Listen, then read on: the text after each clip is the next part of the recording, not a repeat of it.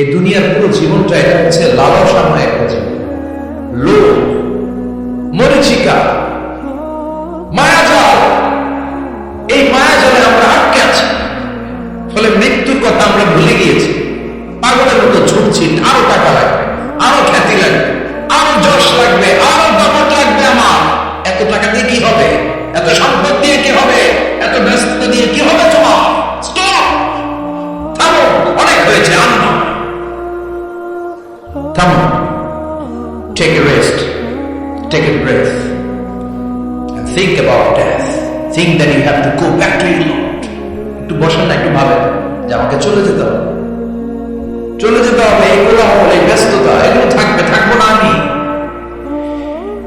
সেদিন ওমর ফারুক বলেছেন, মুতু ক্বাবলা আন তামুতু, মরার আগে একবার মরো। হাসিবু ক্বাবলা আন তুহাসাবু আলাইহি, তোমার হিসাব নেওয়ার আগে তুমি একবার নিজের হিসাবটা করো না। কাগজ বের করে একটু লিখো না, কি কি ভালো কাজ করছিলা, যেগুলো দিয়ে নাজাতের ওসিলা হতে পারে। 1 2 3, আর কি কি আকাম কুকাম করছো দেখো না, লিখে দেখো তোমার অবস্থাটা কি। মরার আগে একবার মরো। মরার আগে খাটের মধ্যে শুয়ে শটান করে চোখ বন্ধ করে একবার মরার ভান করে দেখেন কেমন লাগে। চোখটা বন্ধ করেন আর ভাবেন আপনি নাই, কি কি হতে পারে ভাবেন। আপনার ছেলে মেয়েরা কান্না জুড়ে দিবে, আপনার প্রাণের স্ত্রী বিলাপ শুরু করে দিবে, বন্ধু বান্ধবের চিৎকার আর মাতম, স্থানীয় এলাকার মসজিদে ঘোষণা, অমুক এলাকার নিবাসী, অমুক ভাই, অমুকের ছেলে অমুক দুনিয়ায় নাই। সব আত্মীয়রা চলে আসবে, ফেসবুকে স্ট্যাটাস দেয়া হবে, সবাই সবাইকে জানাবে বিকাল 4টায় অমুক হাই স্কুল ময়দানে আপনার জানাজা।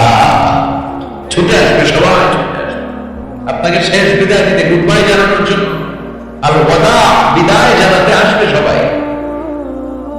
4 তাকবীর দিয়ে আপনার জানাজা হবে, অশ্রুসিক্ত জানাজায় আপনার বিদায় হবে। কাঠের খাটিয়ার মধ্যে করে কাঁধে তুলে আপনার কবরে নেওয়া হবে। আগে থেকে খুঁড়ে রাখা কবরটার মধ্যে আপনারে বিছিয়ে দেওয়া হবে। বাঁশের কচি দিয়ে তার উপরে মাটির চাপা দিয়ে সব চলে যাবে। ভাবেন না একবার চোখ বন্ধ করে, this is the circle of life, this is the nature of life. এটা সবার হবে, আমার হবে, আপনার হবে। এত মায়া, এত ভালোবাসা কই যাবে? কেউ থাকবে না। সবাই আপনার অন্ধকার কবরে রেখে দিয়ে চলে আসে। উপরে বাঁশের কঞ্চি, তার উপরে মাটির চাপা, অন্ধকার অন্ধকার।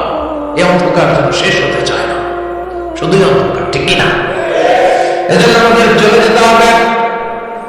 দাদা গেল, চাচা গেল, মামা গেল, আমাদের যেতে হবে, জোরে কর, ঠিক কিনা? একদিন মাটির ভেতরে হবে ঘরে মন আমার, কেন বন্ধ দালান ঘর, প্রাণ পাখি উড়ে যাবে পিঞ্জরা ছেড়ে।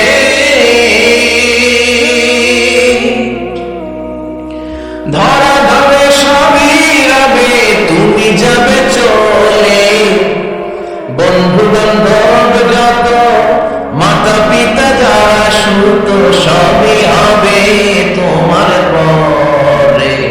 মন আমার কেন বন্ধ দালান ঘর, একদিন মাটির ভেতরে হবে ঘরে মন আমার, কেন বন্ধ দালান ঘর, ঠিক কিনা? সব করে থাকবে, চলে যেতে হবে আমাদেরকে। এজন্য আখিরাতের কথা যেন আমাদের স্মরণ হয়। বিশ্বনবী বলতেন, নাহাইতুকুম আন জিয়ারাতিল কুবুর, আমি তোমাদেরকে কবর জিয়ারত করতে আগে নিষেধ করতাম, কিন্তু এখন নিষেধাজ্ঞা প্রত্যাহার করে নিলাম। এখন সবসময় তোমরা কবরের সামনে যাবা আর জিয়ারত করবা। কবরস্থানে যান তো? বড়ুয়া বিষ্ণুপুরের এই গ্রামের কবরস্থান আছে কোন দিকে? পূর্ব দিকে আছে, গোপালজলের দিকে। জানার কথা একটু যাবেন, একটু গেলে আখিরাতের কথাটা স্মরণ হবে। ওখানে ছোট শিশুরা শুয়ে আছে, কিশোর যুবকরা আছে, আপনার মতো তাগড়া যুবক মুরব্বীরা আছে। এরা এই এলাকায় থাকতো, এরা আকাশ থেকে নেমে আসে না, এই এলাকার সন্তান আজ নাই। একটা সার্টেন পিরিয়ড শেষে আপনিও থাকবেন না। This is the nature of life, this is the circle of life. ছোট্ট শিশু হয়ে এসেছে, শৈশব, কৈশোর, যৌবন, প্রৌঢ়ত্ব। আগে ছিলেন সিঙ্গেল, বিয়ে করে হয়ে গেলেন ডবল। এরপরে আল্লাহ আপনাকে একটা মেয়ে দিল, এরপরে মেয়েকে বিয়ে দিয়ে শ্বশুর হলেন, এরপরে ওই মেয়ের করে সন্তান হতে নানা হলেন। আর কতদিন? অনেকদিন হবে তো, অনেক লম্বা সময় পেয়েছেন আপনি। Think about that. এবার যাওয়ার কথা ভাবেন। জামানের কথা ভাবেন, ফিরে যেতে হবে। কি শক্তিশালী যুবক, বার্ধক্য চলে আসলে লাঠি ছাড়া চলতে পারে না। কুচকুচে কালো দাড়ি সাদা হয়ে যায়, দাড়ির শুভ্রতা, বয়সের ভার, রং ধরা যৌবন জং ধরে শেষ, ঠিক কিনা? This is the circle of life. যুবক ভাই, এটাই জীবন, চলে যেতে হবে, কেউ থাকতে পারবে না, ঠিক কিনা? এটা রিমাইন্ডার আল্লাহ সূরার ভিতরে দিয়েছে যে তোমাদেরকে ফিরে যেতে হবে। এই লোভ লালসা ছেড়ে দাও। রব্বুল আলামিন বলেন, আলহাকুমুত তাকাসুর হাত্তা যুরতুমুল মাকাবির। ও গোলাম, দুনিয়ার সম্পদ, লোভ লালসা তোদেরকে পাগল বানিয়ে দিয়েছে। এই লোভ পাগলামি কোনদিন তোদের থামবে না, যতদিন না তোরা কবরে ঢুকবি, ঠিক কিনা? কার কথা? আল্লাহ বলেন, দুনিয়ার সম্পদ আর লোভ আর মোহে তোমরা গাফেল হয়ে গিয়েছো। আখিরাতের কথা বেমালুম তোমরা ভুলে গিয়েছো, কিন্তু আখিরাতে তোমাদের যেতেই হবে, কবরের বাড়িতে তোমাদের ঢুকতেই হবে, ঠিক কিনা? যেতেই হবে। আমরা ভুলে যাই। আলহাকুমুত তাকাসুর, অতিরিক্ত পাওয়ার লোভ, বেশি বেশি খাওয়ার লোভ, বেশি বেশি জমানোর লোভ মানুষকে গাফেল বানিয়ে দিয়েছে। এটা মানুষের স্বভাব। আরো চাই, আরো চাই, এই স্বভাবটা আছে না নাই? দেখবেন ছোট বাচ্চারা মসজিদের দোয়া অনুষ্ঠান শেষে জিলাপি দেয় না? বড় কিশোর কি দেয়? আগে বাতাসা দিত না, এখন কি দেয়? জিলাপি দেয়, মিষ্টি দেয়। তো মসজিদের 2-3 গেট থেকে যদি দেয়, ছোট বাচ্চারা দেখবেন এদিক দিয়ে কয়েকটা নিয়ে আবার ওই গেটে লাইন করে। ওর হাত হলো ছোট হাত, ওর হাত ভর্তি জিলাপি, আর নেওয়ার জায়গা নেই, এরপর আরেক জায়গায় লাইন করছে। আরো লাগবে, আরো লাগবে, এই আরো আরো আরো চাই। এই স্বভাবটাই মানুষকে কুড়ে কুড়ে শেষ করে দিয়েছে। এত লাগবে কেন? তো চাহিদার কোনো শেষ নাই, unlimited demand of human being.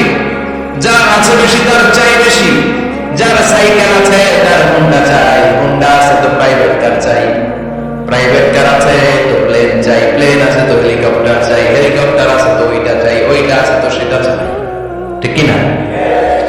এলাকার মেম্বার যে হয়েছে, চেয়ারম্যান হতে চায়, আছে না নাই? চেয়ারম্যান সাহেব এমপি হতে চায়, আছে না নাই? এমপি সাহেব মন্ত্রী হতে চায়, আছে না নাই? মন্ত্রী সাহেব প্রধানমন্ত্রী হতে চায়, আছে না নাই? কিন্তু এই দেশে সুযোগ নাই। কথা কর, এই দেশের প্রধানমন্ত্রী সিলেক্টেড। 2-3 জনের বাইরে কেউ প্রধানমন্ত্রী হতে পারবি না, ঠিক কিনা? আমার এই জীবনে আমি 2-3 জনকে দেখলাম। বেগম খালেদা জিয়া, আমাদের প্রধানমন্ত্রী শেখ হাসিনা, ছোট্টবেলা দেখেছি এরশাদকে, আমরা তখন ছোট। তো মানুষের চাহিদার কোনো শেষ নাই, যার আছে বেশি তার চাই বেশি। এজন্য বিষ্ণু বলেছেন, উনজুরু ইলা মান হুয়া আসফালা মিনকুম, তোমার চেয়ে যে খারাপ আছে ওর দিকে তাকাও। ওয়ালা তানজুরু মান হুয়া আ'লা মিনকুম, তোমার চেয়ে যে ভালো আছে ওর দিকে তাকাও না, তোমার চেয়ে যে খারাপ অবস্থানে আছে ওর দিকে তাকাও। অনেকে নিজের অবস্থান নিয়ে সুখী না, এরকম আছে না নাই? আল্লাহ আমার এটা দিল না রে, ওইটা দিল না রে, পাইলাম না রে, কিচ্ছু হয় না, কি করবো জীবনে, হতাশ। আসলে আছে কিন্তু অনেক, কিন্তু শুকরিয়া নাই, টাকা, ঠিক কিনা? নিজের অবস্থান নিয়ে সুখী না, কিন্তু অনেক লোক আছে তারা আপনার অবস্থানে পৌঁছতে চায়। তাদের দিকে তাকিয়ে দেখে, আপনি যে অবস্থানে আছেন এই অবস্থানে পৌঁছাটা অনেকের কাছে স্বপ্ন। তারা প্রতিনিয়ত সংগ্রাম আর স্ট্রাগল করে যাচ্ছে আপনার অবস্থানে পৌঁছতে, আর আপনি এটা নিয়ে সন্তুষ্ট না। শেখ সাদির নাম শুনেছেন?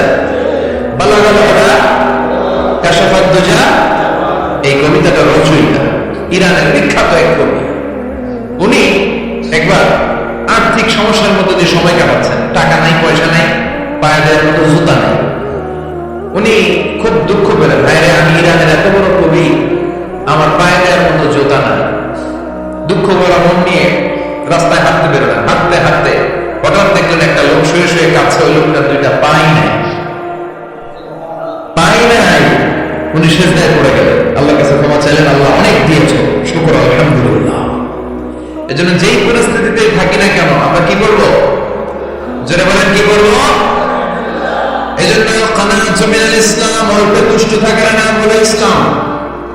সম্পদ লাগবে কিন্তু সম্পদের পাহাড় লাগবে না, ঠিক না? অল্প খান, অল্প পড়েন, অল্প জামান, অল্পের ভেতরে বরকত ঢুকায় দিছে কে? দেখবেন যাদের সম্পদ অল্প তারা সুখী বেশি। জরিপে এটা দেখা গিয়েছে, অনেক সার্ভেতে এটা এসেছে, যারা সম্পদশালী এরা দুঃখী বেশি। টেনশন বেশি, খুব স্বাভাবিক। টাকা যার বেশি, রোগ তার বেশি। টাকা যার বেশি, টেনশন তার বেশি। টাকা যার বেশি, ঘরে শান্তি তার কম। আছে না নাই? ঘরের ভিতরে অশান্তি, ছেলে কথা শোনে না, ছেলে কানে গাঞ্জা, মেয়ে করে পরকিয়া। আছে না নাই? স্ত্রী কথা শুনে না, ভালোবাসা নাই, ঘরটা জাহান্নামের টুকরা। রোগ বালাই, এক একটা হসপিটাল বিল পরিশোধ করতে মাসে 5 লাখ 10 লাখ। আছে না নাই? কিছু খেতে পারে না, ডাক্তার একেবারে ডায়েট মেনু বেঁধে দিয়েছে। Diet, very diet menu.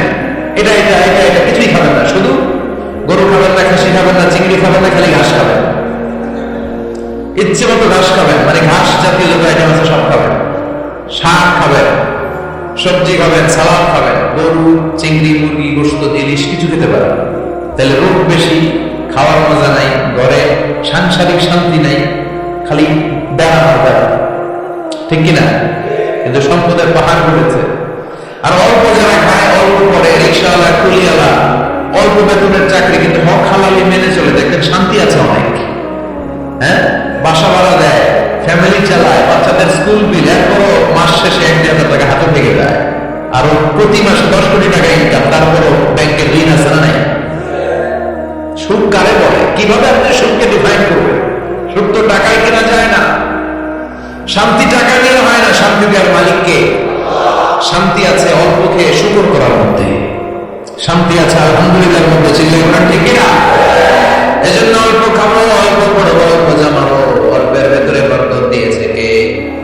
দেখেন, ধনী ভাইরা খেতে পারে না, কিন্তু রিক্সাওয়ালার কি সমস্যা? রিক্সাওয়ালারা সব খেতে পারে। কুলিওয়ালা, দিন মজুর, এরা একেবারে স্লিম, সুঠাম দেহি, মেদহীন পেট, পেটে কোনো মেদ নাই, ভুড়ি নাই। আর কোটিপতিদের মেদ আছে না নাই? এত বড় বড় পেট। ঠিক কিনা? আমাদেরও পেট আছে, তবে হালাল পেট না, হারাম টাকা দিয়ে ঘুরি বানায় নেই আমরা। চিন্তা করেন, ঠিক কিনা? রিক্সাওয়ালা, কুলিওয়ালা নিজেও নামাজ পড়ে, বউ নামাজ পড়ে, বাচ্চাটাও নামাজ পড়ে, রিক্সা চালায় আর জিকির করে লা ইলাহা